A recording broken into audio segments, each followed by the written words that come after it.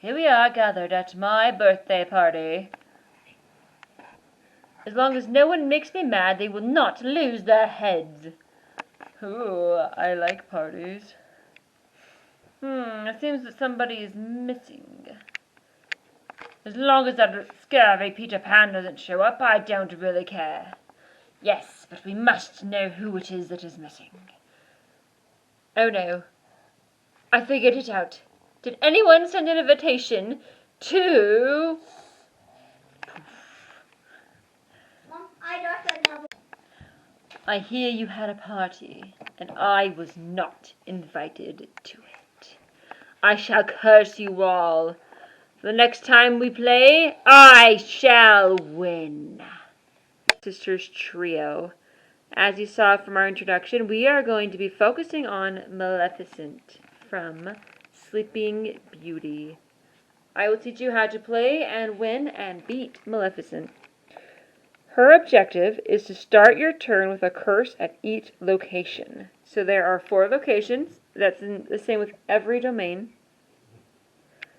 And you have to have 1 curse at each location. The curses all have different effects of their own. So you got to be very careful when and where you place these.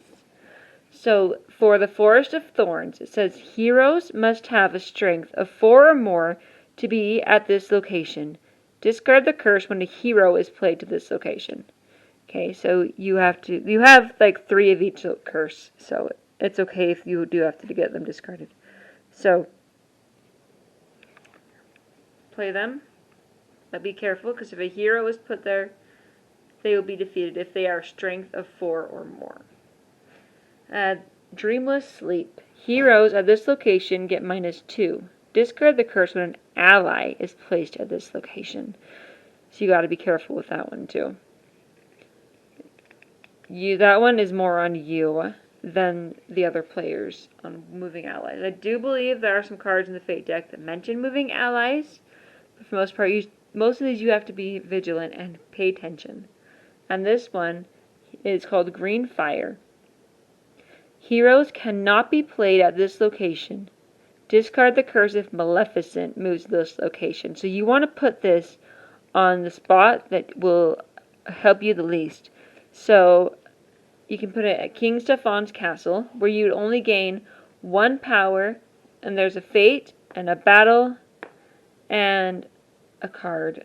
But I really wouldn't put it here because of the battle, so that would actually be a bad choice.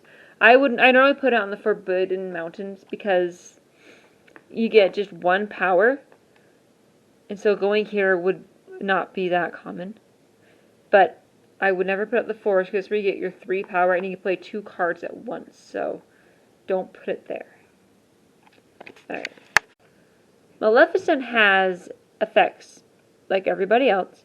Vanish is a very nice card. It's free. But when you play it, Maleficent doesn't have to move. Because remember, at the start of your turn, you have to move to a new location. But with Vanish, Maleficent gets to stay there. So you can get 6 coins in 2 turns. Very handy. Or, yeah, that's the best place to put it, in my opinion. And then another effect is Dragon Form. Defeat a hero with 3 or less. If a fate action targets you before your next turn, you gain 3 powers. So that means that if someone fates you while you are in your dragon form, you get 3 power. Pretty nice card. This one costs 3 though, so that's pretty expensive. But you can get money really quickly with Maleficent. And just like all of them, don't be afraid to spend money. You need to. Okay, so now we have our conditions. Remember, conditions are good to play despite what my daughter thinks. They can help you a lot. So this one says, during their turn, if another player defeats a hero with a strength of 4 or more, you may play Malice. Defeat a hero with strength of 4 or less. That's handy. And we have Tyranny. During their turn, if another player has 3 or more allies in their realm, you may play Tyranny. Draw 3 cards into your hand and discard any 3 cards.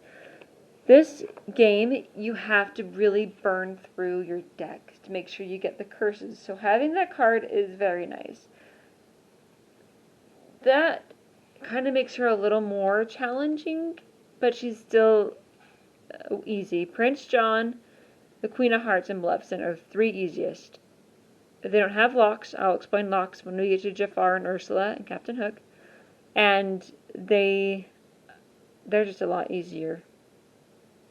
But you have to get rid of a lot of cards to get your curse, which is where discarding comes in handy. Sometimes you'll have a hand full of cards that are not really good.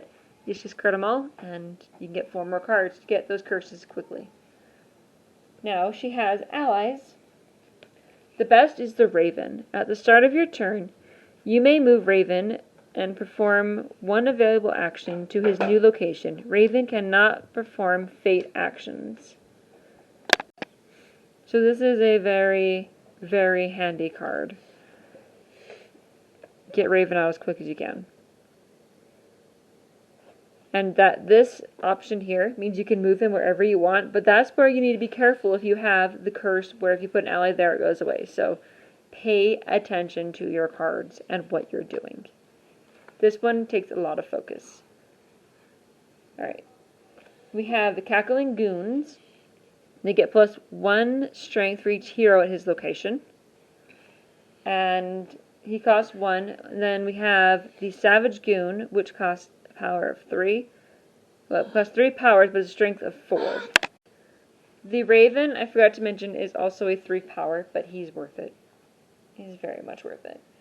And her last ally is the Sinister Goon. He gets +1 strength if there are any curses at his location, but you don't want to put him in a location where you get rid of the curse. I believe that one is called, oh, okay, it's Dreamless Sleep. Yeah, don't put him on Dreamless Sleep curse if you have the curse there. Okay. Each curse costs 3 too. Now we have the Staff. If Maleficent is at the location of the cost to play an effect or curse reduced by 1, pretty self-explanatory. And if a hero is defeated at this location, gain power equal to the hero's strength -1. I don't use items very often. Sometimes I just play them to get them out of my hand so I can get more curses. But they're both useful. Alright, now moving on to the Fate deck. Okay.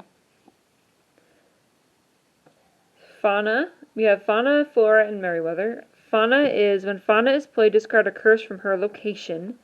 So if you are fighting against Maleficent, very handy. Make sure you look for 1.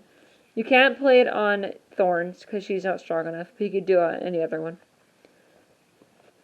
You have Aurora is played. When she's played, reveal the top card of Maleficent's Fate deck. If it's a hero, play it. Otherwise, return it to the top of the deck. Merryweather. Curses cannot be played at Merryweather's location. Make sure you put her on a place with no curses or it will be null and void. Guards, you have to, when using a vanquish action, you have to use 2 allies to defeat him. Then you have the Sword of Truth, which gives 2 power to a hero. And the cost to play a curse is increased. When King Stefan is played, you may move Maleficent to any location. That's how you get rid of the... So that is good to get rid of green fire because, like I said, whoever plays Maleficent isn't going to put her on somewhere good like the +3. Unless it's like the very last curse, then you will be okay to put it there because next turn you're hoping no one fates you and you win. We have Flora.